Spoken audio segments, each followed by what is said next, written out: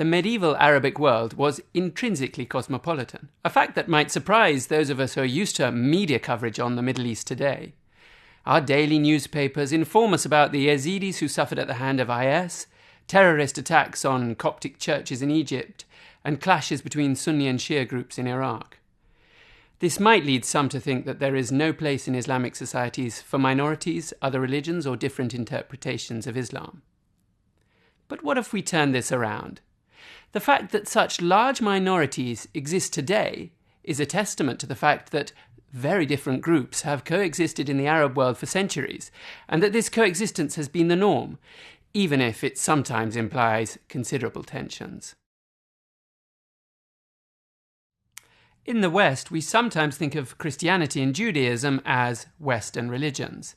But if we look at their history, their roots lay in the Middle East.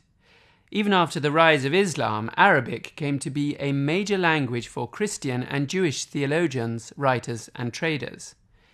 The early Muslims understood themselves as heirs to these two so-called religions of the book, venerating Jesus and the prophets of the Jewish Bible. Arabic culture also absorbed many of the intellectual and cultural gifts of the great empires of antiquity, the Persian and the Greek and Roman empires. Thus, it's important to realize that the Muslim conquest did not enter pagan lands, but areas with majority Christian and Jewish populations. As they moved eastwards, the early Muslims absorbed the Zoroastrians, who were also grudgingly included as part of the people of the book, monotheists who had a divine scripture. These non-Muslim populations continued to be in the majority for many centuries before largely voluntary conversion and upward mobility eventually started to change the religious map of the Middle East. So, in the formative period of Islam, other religions were an inherent part of the social landscape. It is because of this that non-Muslims were incorporated with a clear status in Islamic law, not one of equality, but one of protected subordination to the Muslim rule, the dhimma status. Dhimmi groups had certain rights under Islamic rule, like the right to practice their religion and gather for religious ceremonies. To a large extent, they were allowed to follow their own laws. They could also appoint their own leaders who would be in charge of daily life within the communities. Even today, in many Muslim-majority countries, state law on issues like marriage and divorce depends on the community that you belong to. Thus, as a Muslim, you can get a divorce in Egypt, but as a Christian Copt you can't, since the Christian Coptic law does not allow divorce. In the medieval period, dhimmis were not equal to Muslims. For instance, dhimmi men were not allowed to marry Muslim women, and they were not allowed to evangelize beyond their community. If somebody converted to Islam, they would fall under Muslim law, but conversion away from Islam was not officially permitted, since that would be apostasy. Despite the presence of these rules, the way that they were implemented or not implemented depended largely on the political climate. So, although there were laws, for instance, that restricted the building of new houses of worship, thousands of churches and synagogues were erected under Muslim rules over the centuries.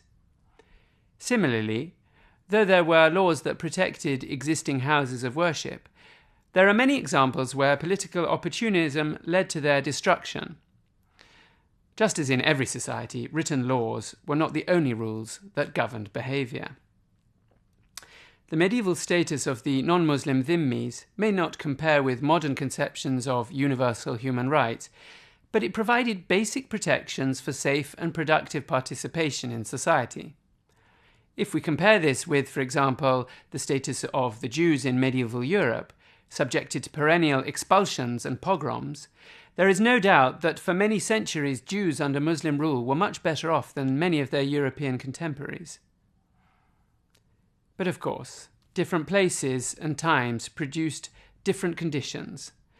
The most famous pre-modern Jewish thinker, Moses Maimonides, was persecuted and exiled from his birthplace in Muslim-ruled Cordoba. But he flourished in Muslim-ruled Egypt, where he produced an unparalleled corpus of Jewish thought written in Arabic and Hebrew, which still occupies a central place in Jewish canons of knowledge today. But different religions were not the only factor to complicate the structure of society in the medieval Arab world. Other fault lines included language, geographical origin, social status, and tribal loyalties. Even within the Islamic community, there were numerous fault lines. Nowadays, we often think of Islam split into the two major sects of Sunni and Shia Islam. However, in the beginning, Islam was multipolar rather than bipolar.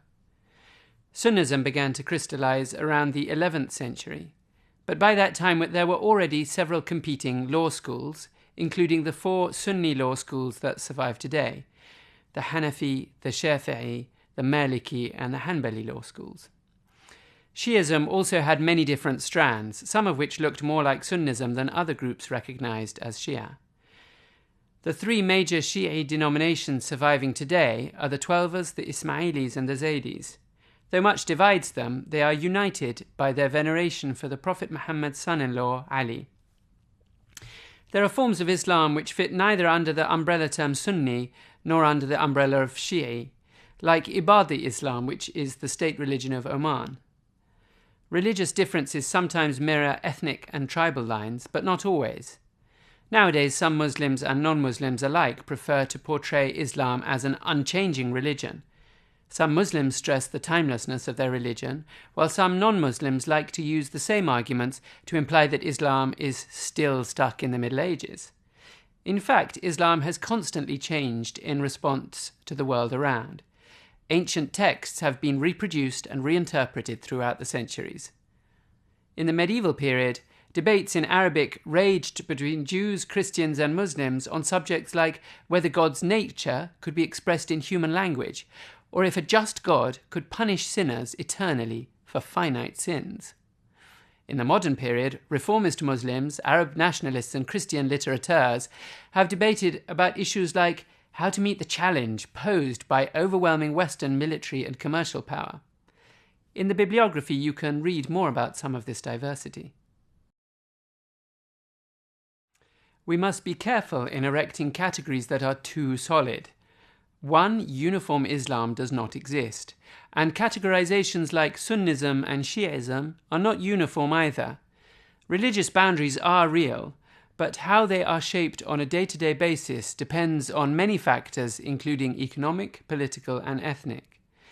Often the assertion of hard boundaries between groups disguises a reality in which fluidity, interconnection, and evolution is the norm.